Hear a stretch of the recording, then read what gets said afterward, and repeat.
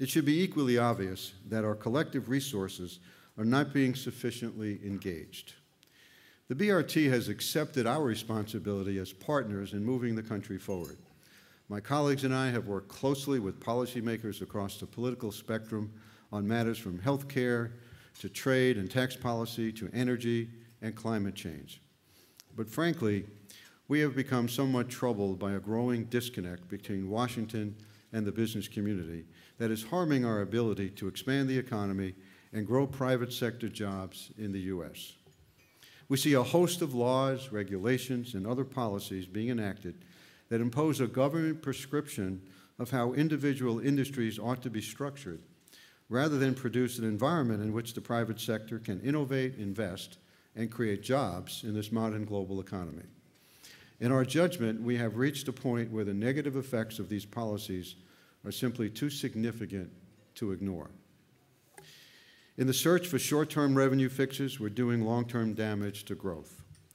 By reaching into virtually every sector of economic life, government is injecting uncertainty into the marketplace and making it harder to raise capital and create new businesses. Meanwhile, without a sufficiently comprehensive focus on growth and jobs, our unemployment rate continues to hover close to 10%. The CBO says debt will rise to 90% of GDP in 10 years. And last month's job report showed the private sector creating only 41,000 jobs, a figure the Economic Policy Institute says is nothing closely resembling the job growth needed to dig us out of our very deep hole. So from our perspective, it's time to refocus public policy on creating the conditions that will drive private sector jobs. Recently, in response to a request from Dr. Peter Orzag of the OMB, the Business Roundtable and the Business Council posed our members about laws, rules, and regulations that are inhibiting growth. We summarized our concerns in an extensive report, which we have already delivered to OMB, and I am very much encouraged that the administration in several places have already reached out to us to set up a process to review these recommendations and ideas and set these in motion for much further discussion in the future. This is very encouraging to us. From the avalanche of examples included in our OMB submission, let me share just a few specifics in three categories: taxes, trade, and financial reform. One message we heard loud and clear from our members is that the current U.S. tax system is a major impediment to international competitiveness. Our corporate tax rate is the second highest among 30 OECD nations. We're one of only 5 OECD countries to tax companies on worldwide income. Moreover, since 1990, every other OECD country has lowered its corporate tax rates, while the U.S. is going in somewhat the opposite direction. Recently, the House passed a tax extender bill containing several provisions that raise taxes on multinational companies. We believe these actions would impair America's competitiveness and harm American workers. Multinational companies account for 63 million jobs, nearly half of U.S. exports, and most of the productivity gains in the U.S. economy, facts that need to be taken into account when making tax policy. Sometimes the problem isn't too much action, but too little. Dividend taxation is one example. Next year, unless the Congress takes action, the tax on dividends is scheduled to rise to that of ordinary income, with rates topping out at 39%.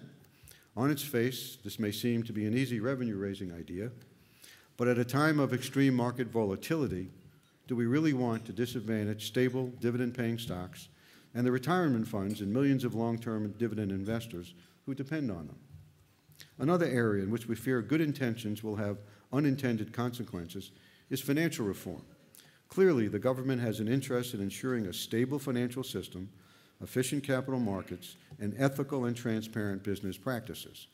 That's why the BRT completely supports the idea of financial reform. However, we believe some of the current proposals with respect to derivatives and proxy access go a step too far, imposing one-size-fits-all solutions on highly dynamic and diverse businesses. Instead of focusing on the inputs to a transparent and efficient financial system, the proposed reforms will increase risk and volatility at a time when just the reverse is required.